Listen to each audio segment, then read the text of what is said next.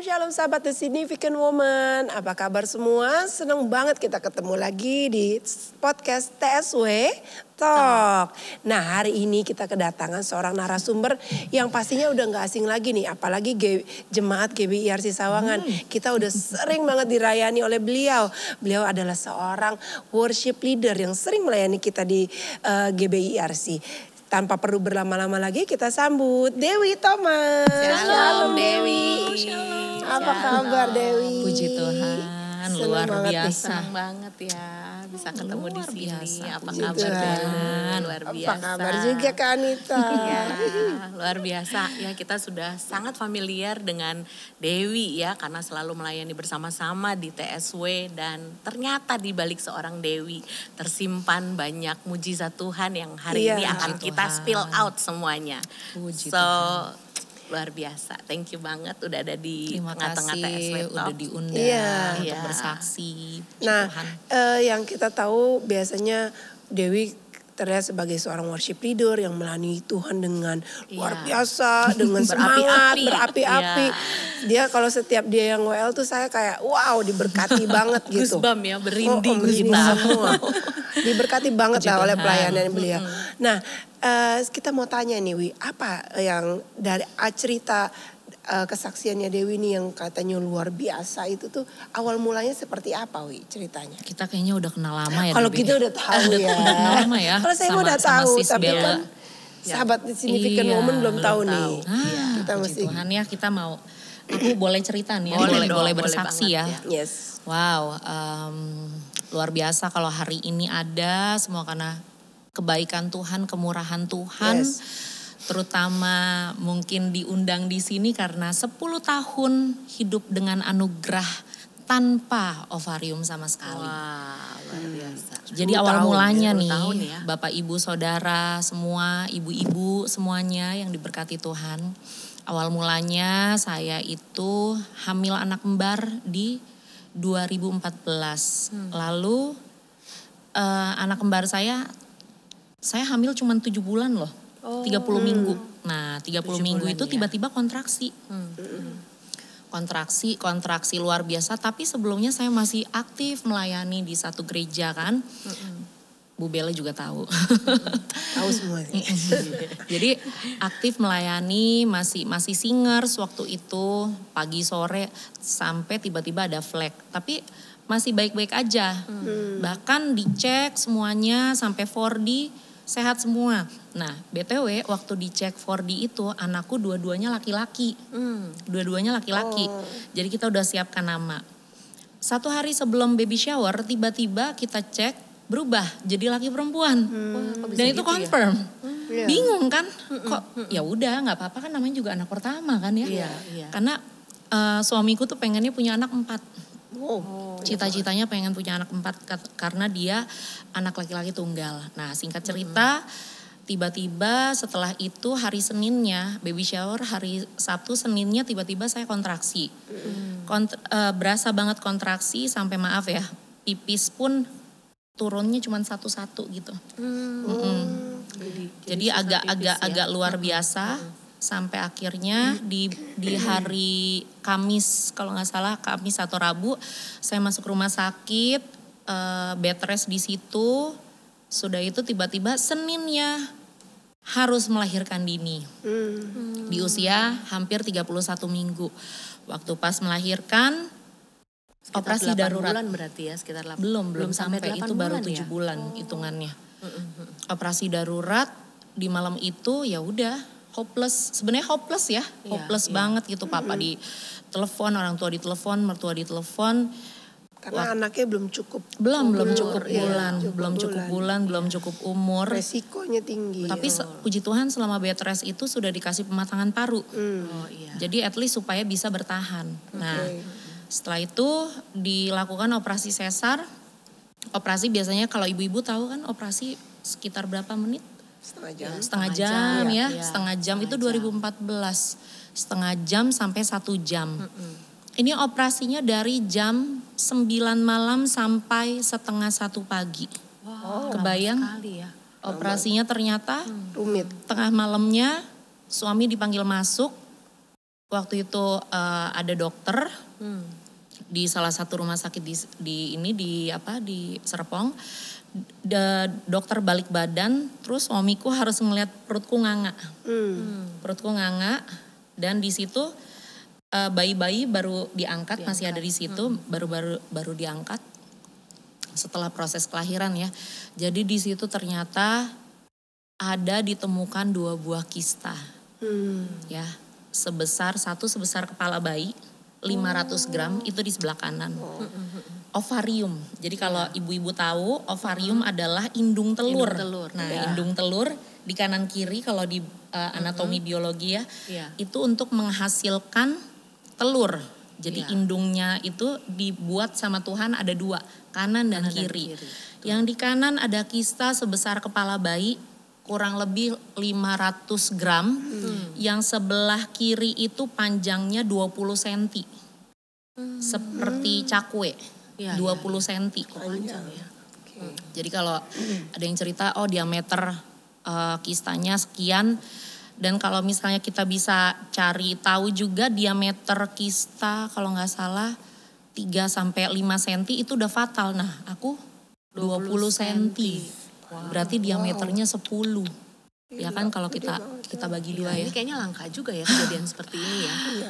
Wah, ini sampai waktu itu suamiku antara mau marah sama udah nggak kepikiran marah juga sih, karena memang failed semuanya kan, yang dicek 4D, yang nggak terdeteksi, dan puji Tuhan malah nggak sakit sama sekali. Sakitnya itu pas hari-hari terakhir mau persalinan ya. Yes, Karena jadi udah selama mendesak kali ya. jadi selama itu nggak ada sakit. Tapi yang aneh dari kasusku adalah seharusnya orang yang punya 1 kista, 1 bayi, antara kistanya kuat atau bayinya kuat.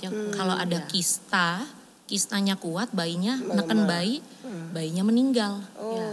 Tapi di kejadian Dewi ini justru bayinya survive ya. Bayinya survive, kistanya survive. Dua-duanya Bingung survive. kan?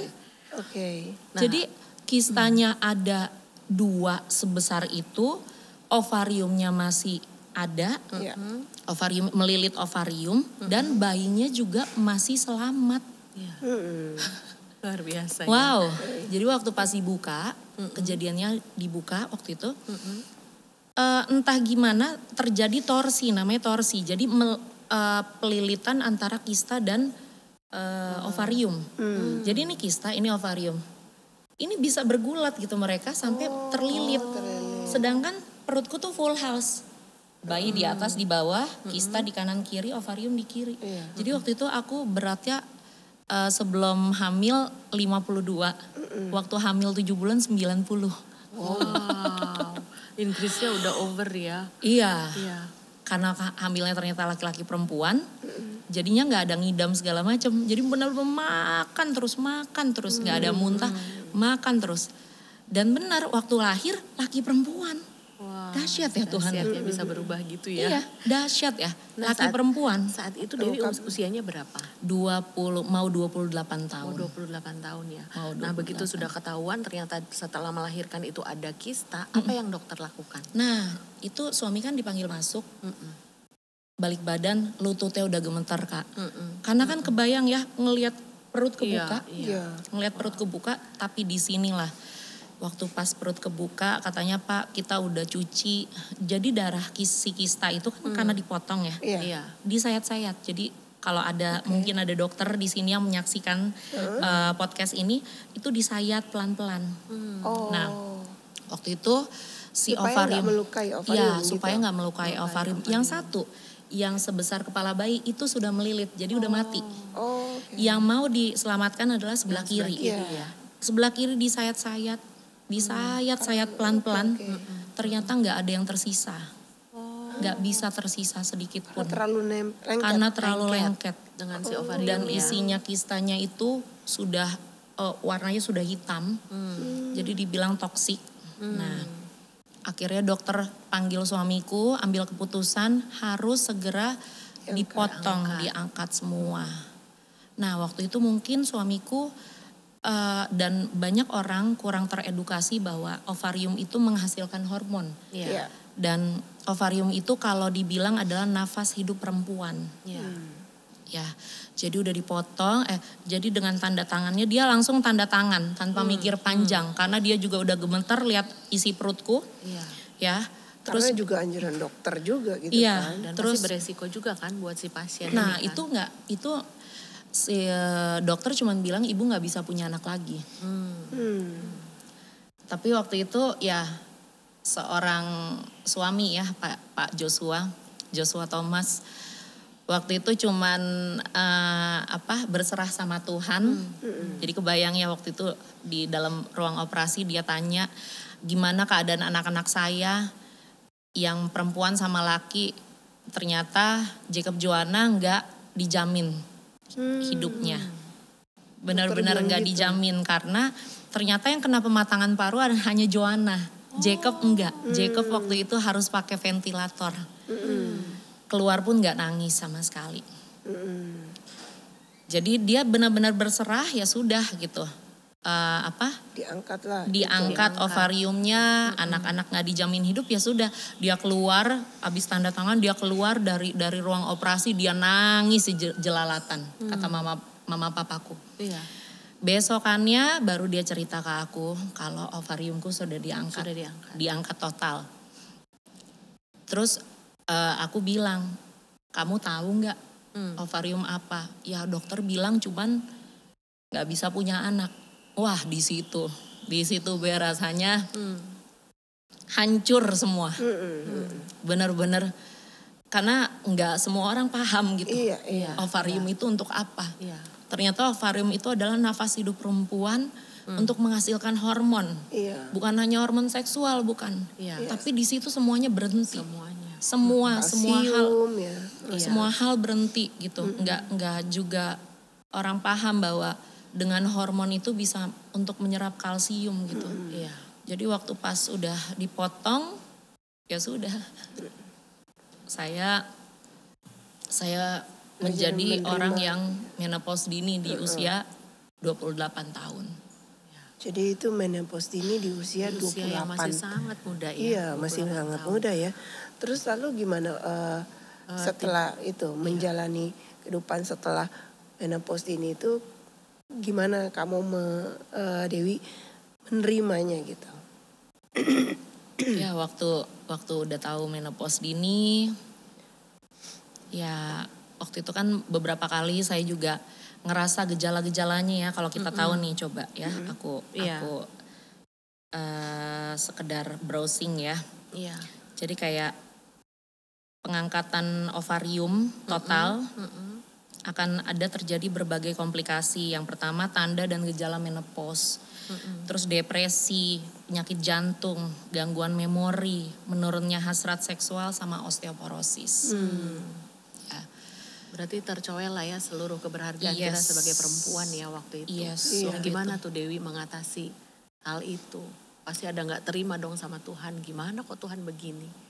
Nah waktu menjalaninya sih puji Tuhan aku tuh bukan tipe yang apa-apa nyalahin Tuhan gitu. Iya. Jadi waktu pas baru lahiran juga Bella juga sama suami kan sempet ngunjungin ya, Waktu nengok itu ya. aku lagi hamil Kenneth. Iya, nengokin Dewi. banyak aku sih bersyukur ya karena dikelilingi sama orang-orang yang support, orang-orang yang care, orang-orang yang benar-benar supportnya positif gitu. Walaupun memang jujur dari keluarga besar aku nggak bisa terlalu terbuka soal ini. Karena ada beberapa keluarga juga yang nanya, gimana kamu melayani suami gitu kan? Ya jujur aja memang hilang gitu, memang seperti itu gitu. Waktu di awal-awal saya ngerasanya kayak perempuan yang nggak berharga gitu. Kok sampai ada satu teman saya, teman arisan baru-baru ini bilang gini, aku baru sadar loh, ternyata penderitaan kamu luar biasa ya. Jadi dia sampai bilang gini, kamu baru nikah umur segini, tapi kamu abis itu setelah lahiran menopause. berarti penderitaan kamu luar biasa. Saya bilang, saya yang atur mindset saya untuk gak menderita. Yes. Jadi waktu awal-awal memang Kak, itu belum terasa. Tulang-tulang sakit belum. Iya. Karena mungkin aku ada cadangan kalsium ya. Waktu itu tinggi badan aku 167. Berat badan aku puji Tuhan langsung drop dari 90 kilo menjadi 60 kilo waktu ulang tahun yang pertama. Waktu itu Bella sama suami juga datang. Waktu pas ulang tahun anak-anakku. Aku langsung langsing loh. Nah tapi abis itu mulai berasa gejala menopause-nya. Mulai berasa efek pengangkatan ovarium total dua-duanya. Dan kasusku ini nih waktu 2014 tercatat kasus keempat. Orang yang diangkat ovarium total banget di Indonesia. Di Indonesia ovarium total sebelum usia 30 tahun.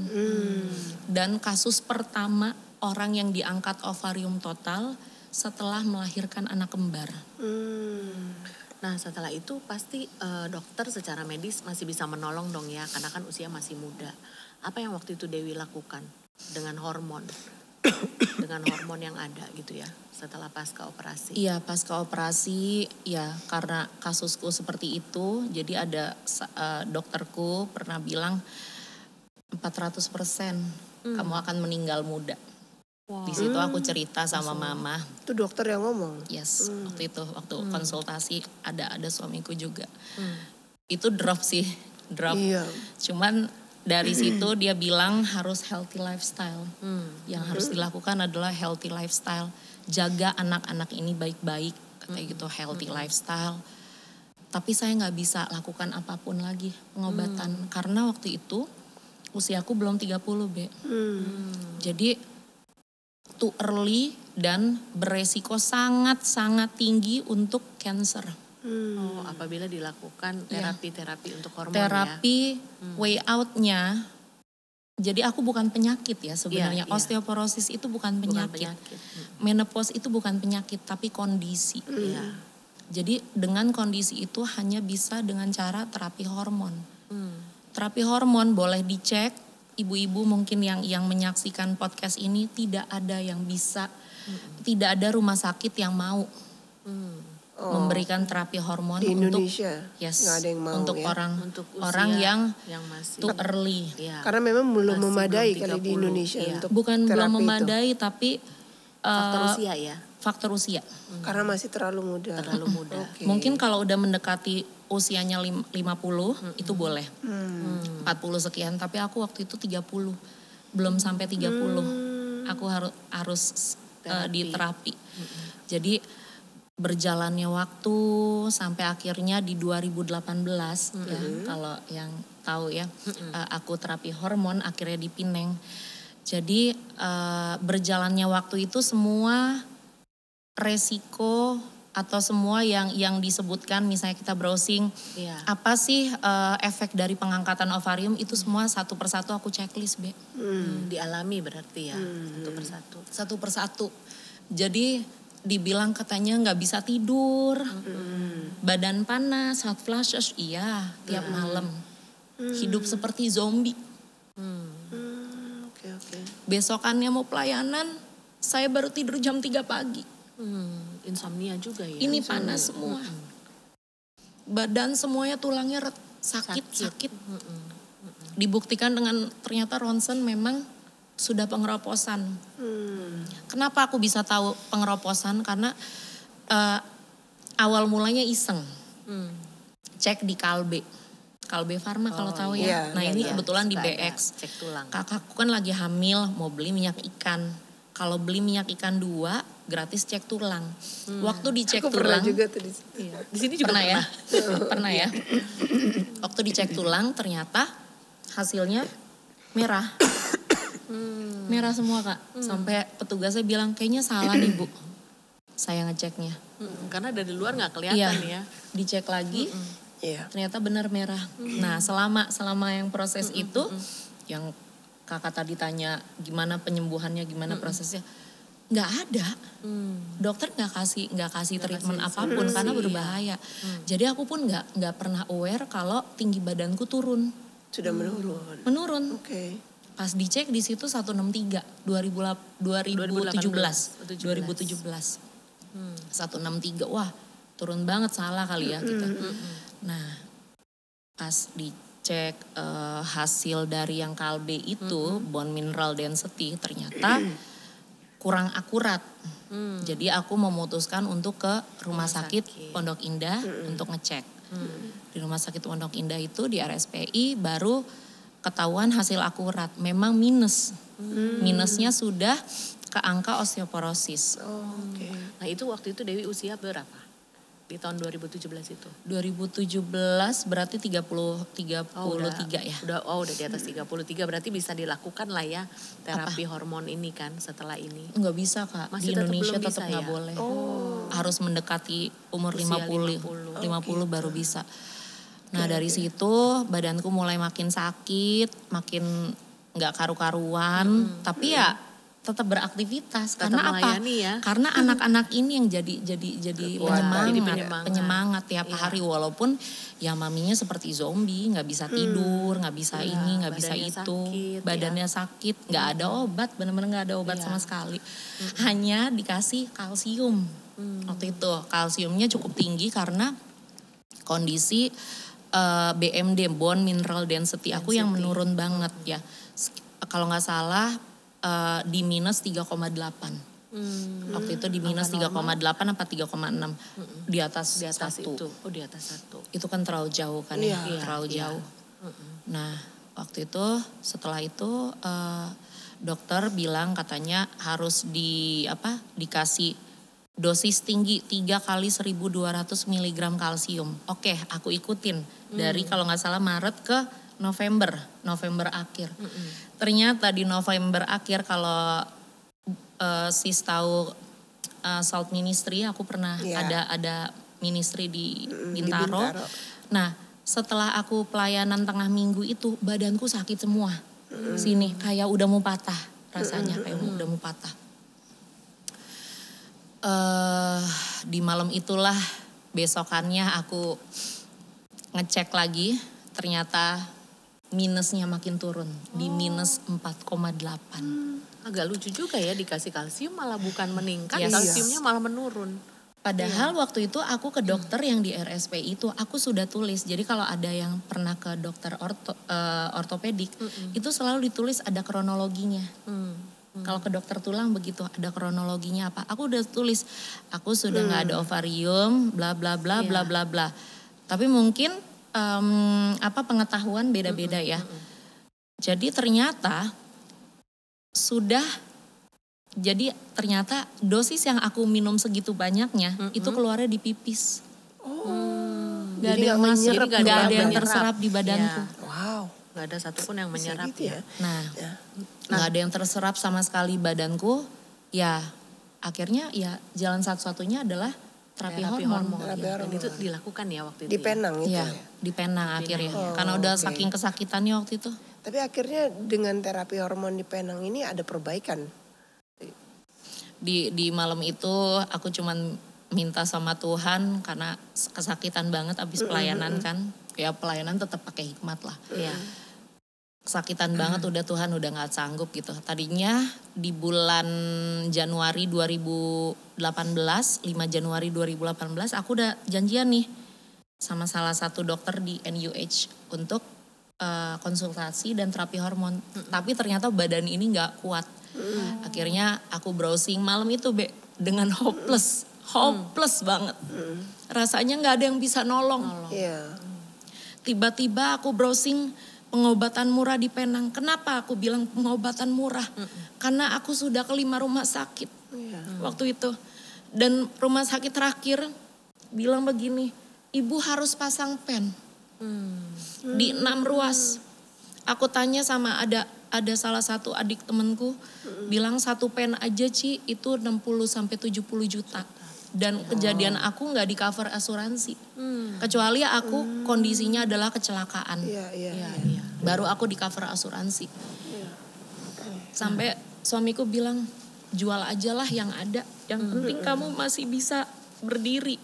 Yang penting kamu masih bisa beraktivitas. Karena salah satu dokter itu bilang kondisi aku itu osteoporosisnya bukan osteoporosis Biasa orang tua, Bukan tapi orang tua, osteoporosis sampai ke rusuk. Rusuk pun bisa melunak, rusuk pun bisa keropos. Jadi sampai sebegitu parahnya karena hormon. Dan itu jarang terjadi. Makanya dokter bilang pasang pen. Nah di malam itu aku udah hopeless, tiba-tiba aku browsing pengobatan murah di Pineng. Dan ada satu website yang akhirnya bisa mengakomodir semuanya, mempertemukan aku dengan Profesor Malik dari Island Hospital. Dan puji Tuhan sampai hari ini, sampai bulan depan mungkin aku 6 tahun menjalani terapi hormon di Penang, puji Tuhan. Puji Tuhan. Luar biasa. Tapi memang ada ada manfaatnya setelah menjalani itu. Sangat bermanfaat ya. Ada perbaikan gitu ya.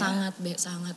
Kualitas hidup jadi lebih baik gitu. Waktu pas pertama kali datang ke situ, aku ketemu sama objinku Dr. Narinder Singh. Buat aku dia my hero, salah satu perpanjangan tangan Tuhan Kak. Waktu itu Dokter Narinder sampai bilang this is the worst case. Dia sampai bilang gimana caranya kamu bisa hidup seperti zombie bertahun-tahun tanpa terapi hormon. Gimana caranya kamu bisa hidup dan kuat seperti itu. Akhirnya dia deal dengan dokter Profesor Malik. Bagian endokrin karena kondisi aku memang kondisi jaringan endokrin dan membuat saya disuruh tanda tangan waktu menjalani terapi hormon itu harus sampai 50 tahun dan ada komitmennya untuk menjalani terapi hormon itu. Ya sahabat TSW kita melihat ya. Walaupun waktu itu Sis Dewi dalam titik yang terendah, kita melihat tangan Tuhan begitu kuat menolong dan memberikan jalan keluar. Saya percaya apapun yang kita alami, yang sedang kita alami mungkin ada sahabat TSW juga yang ngalamin hal yang sama lagi di titik terendah. Jangan menyerah, ini kuncinya dan ini buktinya. Dewi tidak menyerah dan Tuhan bukakan jalan sekalipun kasus yang dialami ini begitu berat dan masih langka ya.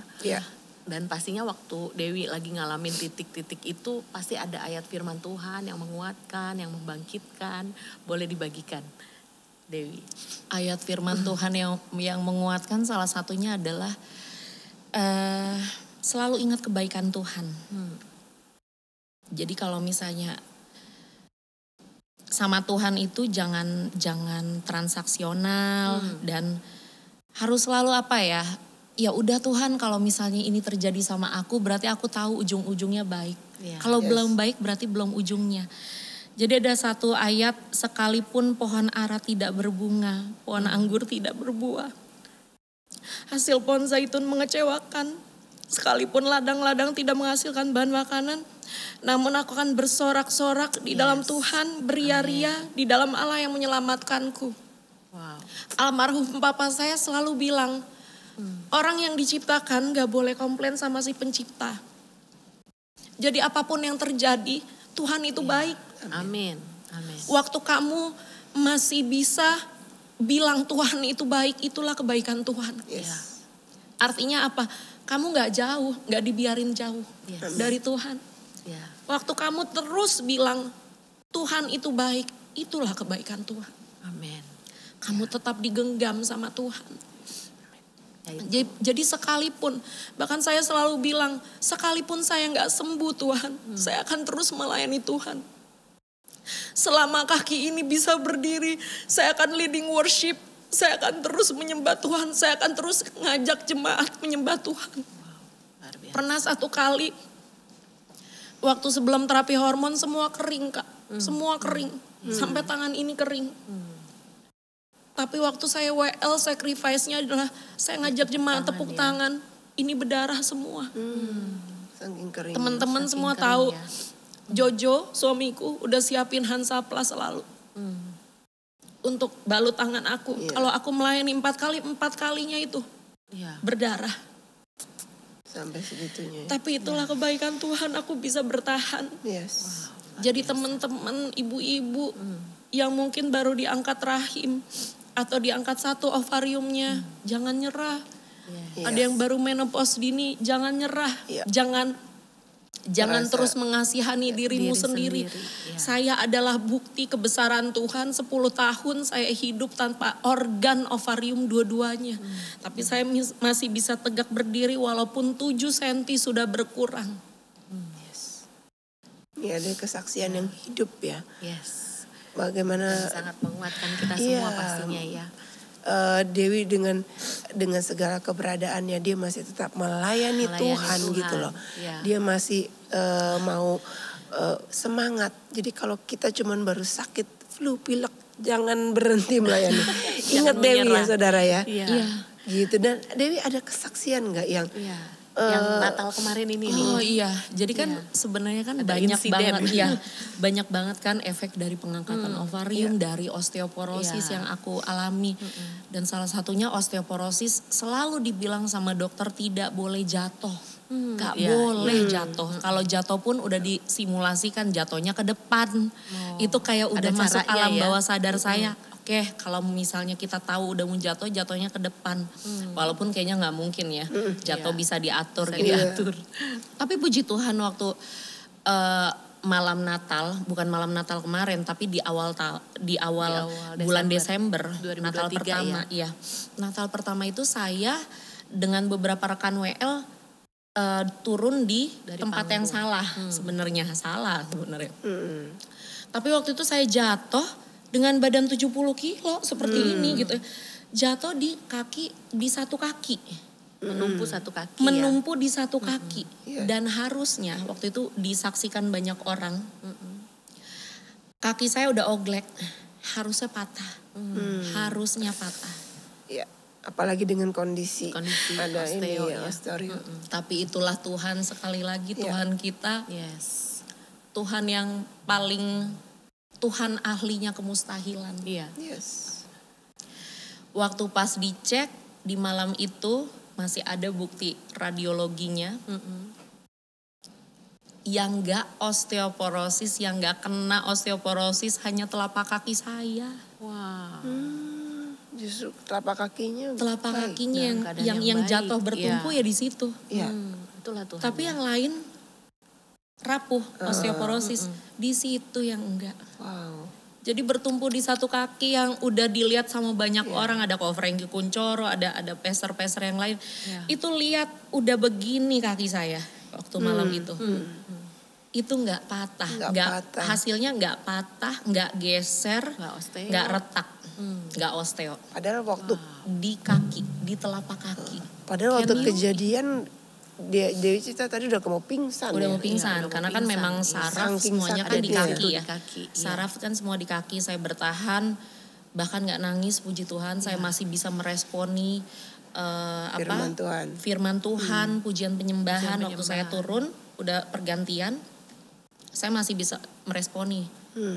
Ya itu kuasa dalam pujian penyembahan itu Iya. benar-benar real saya alami. Luar biasa. Orang kalau misalnya ibu emak-emak lah ya, Iya. kalau jatuh nangis kan pasti. Iya. Itu disaksikan banyak orang, saya menahan rasa sakit dan saya tidak nangis sama sekali. Saya cuma bilang Tuhan, aku pasti kuat, aku pasti kuat. Waktu pas jatuh udah mau dibawa ke emergency, aku pasti kuat. Semua udah dikerubungin orang ngedoain, aku pasti kuat. Bener. Walaupun memang kuat sakitnya ya. luar biasa ya. Pastilah. Tapi ternyata nggak patah. Nggak patah, Nggak iya. patah. Jadi Tuhan itu mukjizat loh. ya kita Wow, kita nggak Tuhan bisa Yesus ngatur dahsyat. cara jatuhnya, tapi ternyata Tuhan bisa atur Iya. cara jatuhnya Dewi di kaki yang kuat. Itu Yes. Tuhan kita ya. Ya, Puji saya Tuhan. percaya hari ini kita sangat diberkati ya dengan Puji Tuhan. kesaksian dari Sis Dewi, dan saya percaya sebelum kita tutup podcast kita ini mungkin Sis Dewi mau berdoa buat sahabat TSW. Jadi jangan menyerah, Jangan menyerah. tetap berharap sama Tuhan. Tuhan kita hebat, Yes. Iya. Tuhan kita sanggup menolong kita. Yes. Silakan Sis Dewi. Ya, jadi kata-kata terakhir Iya. adalah sebenarnya yang saya bilang osteoporosis ini kondisi.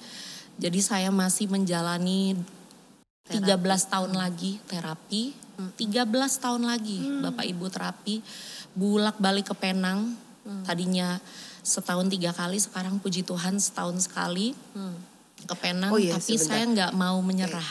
Saya nggak mau menyerah. Yang Dewi belum mention adalah dari terapi ini juga ada resiko ya. Oh iya. Betul Ada ya, efek Dewi dari ya? terapi ya. Ada efek dari terapi, tapi tetap Dewi percaya ya kalau iya. ini semua pasti baik. Iya. Nah, Jadi ya saya masih menjalani 13 tahun lagi untuk terapi dengan berbagai resiko ya, dengan berbagai resiko. Resiko yang terbesar adalah cancer. Ya seperti kita tahu ya, dari hormon terapi berimpact cancer dan ginjal. Kenapa ginjal? Karena Obat Obat. keras ya. setiap hari saya minum 6 obat, setiap hari. Kalau nggak bisa tidur, badan ini sakit. Dan tiap hari suamiku melamuri pakai minyak supaya badanku nggak sakit. Tiap hari. Jadi buat teman-teman semuanya, para wanita Tuhan, kalian tuh berharga. Yes. Ubahlah mindsetmu. Yes. Mungkin kamu nggak seperti orang lain, punya ini, punya itu, tapi jangan pernah mengcompare dirimu dengan orang lain. Amin. Harus tahu bahwa Tuhan menciptakan engkau berharga. Semua berharga. Kau unik, Ada ya. ayatnya. Ya. Kau berharga di Kau mata berharga di Tuhan. mata Tuhan. iya. Jadi Mazmur semua 139. semua diciptakan segambar dan serupa dengan Tuhan. Dan percayalah, dengan segala kekuranganmu, Tuhan pasti udah kasih kalian tuh way out. Ya. Amin. Dengan segala kekurangan, dengan segala pencobaan, Situasi. ada ayatnya, pencobaan yang kamu Biasa. alami adalah pencobaan Pencobaan yang biasa biasa. yang tidak akan melebihi kekuatanmu. Yes. Nah, ini yang penting. Tetapi Allah setia. Ya. Pada waktu engkau dicobai, Dia sendiri akan memberikan kepadamu jalan keluar. Yes, amin. Jadi harus selalu percaya Tuhan itu setia dan akan selalu memberikan kepadamu jalan keluar. Buktinya saya. Iya. Saya dengan berbagai kekurangan saya dikasih support system luar biasa, saya dikasih suami yang luar biasa yang bisa menerima saya. Jadi jangan pernah menganggap dirimu tidak berharga, menganggap dirimu terus harus kecewa atau harus menjadi korban. Enggak. Ubah mindset. Isi pikiranmu dengan firman Tuhan. Waktu engkau baca firman Tuhan, kalau perlu baca kencang-kencang, baca nanti akan kedengeran ke kupingmu. Nah, waktu kedengeran di kuping kamu itu akan jadi iman. Iman itu yang akan mengubah mindset kita dan perilaku kita. Amin. Luar biasa, sangat diberkati ya. Tuhan, yuk sama-sama kita berdoa yuk. Wow, Jesus, thank you Lord, thank you Lord. Bapak yang baik, kami bersyukur. Karena kami tahu setiap kejadian kami dahsyat dan ajaib. Amin. Kami sungguh bersyukur Tuhan, buat hari ini kami boleh menyaksikan podcast TSW dan bukan satu kebetulan Tuhan kami menyaksikan ini. Kami tahu setiap kami yang menyaksikan kami berharga di mata Tuhan, kami berharga di mata manusia. Dan kami tahu Tuhan kami sungguh dahsyat, sungguh setia buat setiap kami Tuhan. Hamba berdoa Tuhan apapun masalah dan pergumulan yang mungkin para wanita alami hari ini Tuhan, saat-saat ini. Biar Engkau Allah yang setia yang terus menguatkan setiap kami. Kami tahu tangan-Mu tidak kurang panjang untuk menolong setiap kami Tuhan. Dan telinga-Mu tidak kurang tajam Tuhan untuk mendengar setiap seruan dan doa kami. Ajar kami terus berharap, ajar kami terus bersabar. Ajar kami untuk selalu memperkatakan bahwa Tuhan itu baik. Dalam segala sesuatu Tuhan itu baik. Kalau dulu kami pernah ditolong Tuhan, sekarang pun dan akan selalu Tuhan menolong setiap kami. Kami terlalu percaya jalan-Mu, caramu, waktu-Mu adalah ajaib dan luar biasa buat setiap kami. Terima kasih Bapak, ajar kami terus berharap sama Tuhan. Terima kasih Bapak, terima kasih Tuhan Yesus. Kami terlalu percaya Tuhan kami ajaib luar biasa. Dalam nama Tuhan Yesus. Terima kasih. Mari sama-sama katakan. Amin.